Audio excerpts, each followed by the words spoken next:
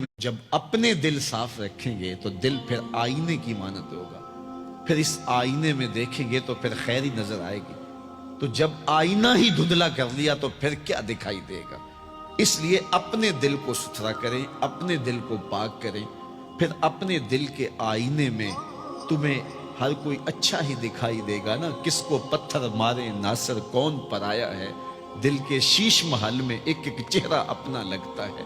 تو پھر دل مصفا ہو گیا، دل مزکا ہو گیا، تو پھر جو ہے وہ پاکیزگی ہی پاکیزگی ہے، نور ہی نور ہے۔ خشیت الہی جب بندہ مومن کے اندر اتر آتی ہے تو پھر اس کا اندر سنورنے لگ جاتا ہے۔ جہاں کوئی کیمرہ نہیں ہوتا، جہاں کوئی ایجنسی نہیں ہوتی، جہاں کوئی دیکھنے والا نہیں ہوتا، وہاں یہ خوف طاری ہوتا ہے کہ میرا رب مجھے دیکھ رہا ہے، اور یہ تصور انسان کی زندگی کے اندر خیر لاتا ہے۔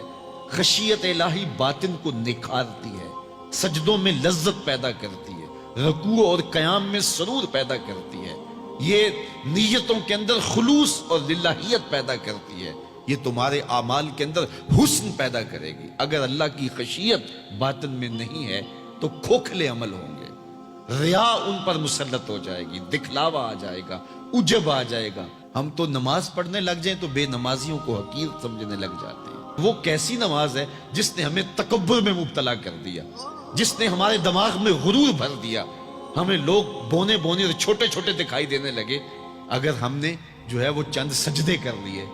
لیکن وہ لوگ جو خشیت الہی کے نور میں پرورش پاتے رہے، وہ ساری زندگیاں عبادت میں گزارنے کے بعد پھر بھی روتے تھے، پتہ نہیں ہماری باتیں بھی قبول ہوئی ہے کہ نہیں۔ حضرت سری سختی رضی اللہ تعالیٰ عنہ دن میں کئی بار آئینہ دیکھتے تھے اور اپنے چہرے پہ ہاتھ پھیر کے دیکھتے تھے، کہیں میرے گناہوں کے سبب سے میرا چہرہ سیاہ تو نہیں ہو گیا۔ حضرت جنید بغدادی کے سکے ماموں لگتے ہیں، فرماتے ہیں ایک دن حضرت سری سختی نے مجھے نصیحتیں کی، ایک نصیحت کی تو میرے پاؤں تلے سے زمین نکل گئی۔ کہنے لگے بیٹا جب میں مر جاؤں تو مجھے بغداد سے باہر دفن کرنا۔ تو میں نے کہا کہ حضرت لوگ تو بغداد میں دفن ہونے کو ترستے ہیں، تو آپ کہتے ہیں مجھے بغداد سے باہر دفن کرنا؟ تو حضرت سری سختی رضی اللہ تعالیٰ عنہ فرمانے لگے کہ اے جنید میں ڈرتا ہوں میری بدعمالیوں کی وجہ سے بغداد کی مٹی مجھے قبول کرنے سے انکار نہ کر دے۔ یہ وہ لوگ تھے تتجافا جنوبہم عن المضاجع، جن کی کروٹیں خوف و طمع میں بستروں سے الگ رہتی تھی اور اللہ کو پکارا کرتے تھے، راتوں کی تنہائیوں میں اٹھ اٹھ کے راتوں کو آباد رکھا کرتے تھے۔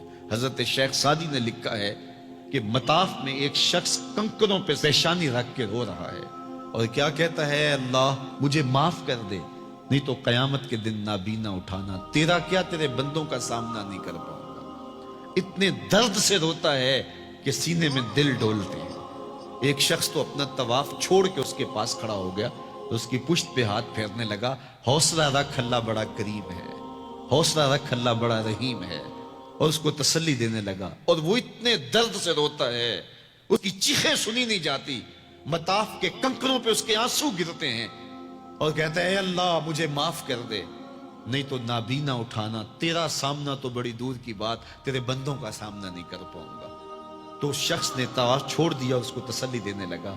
تھوڑی دیر کے بعد وہ شخص جانے لگا، چہرے پہ اس نے پردہ اڑا ہوا تھا۔ تو اس شخص کو تجسس تھا کہ میں دیکھوں یہ کون ہے جو اتنے درد سے روتا ہے اور اس کو سمجھاؤں کہ اللہ بڑا کریم ہے۔ تو وہ اس کے پیچھے چل پڑا، تو جب اس شخص نے نقاب سے پردہ اٹھایا تو اس شخص کی چیخیں نکل گئیں، فائزہ ہوا الشیخ عبد القادر جیلانی۔ تو یہ زاروں کے تار رونے والا شیخ عبد القادر جیلانی تھا۔ آج پیر کہتا ہے کہ میں تمہیں بخشوا دوں گا، ضمانت فراہم کر رہا ہے۔ یہ حضرت غوث اعظم رضی اللہ تعالیٰ عنہ یہ خشیت، یہ عاجزی، یہ نیاز مندی اللہ کے حضور پیش کر رہے ہیں۔ جب تک خشیت کا یہ عالم بندے کو اوپر طاری نہیں ہوتا اتنی دیر تک اس کے عمل اس کے اندر عجز پیدا نہیں کریں گے، عجب پیدا کریں گے، ریاکاری پیدا کریں گے، تصنع پیدا کریں گے، وہ لوگوں کو حقیر سمجھنے لگ جائے گا۔ اور اس کائنات میں اس سے بڑا کیا جرم ہو کہ کوئی کسی کو حقیر سمجھے؟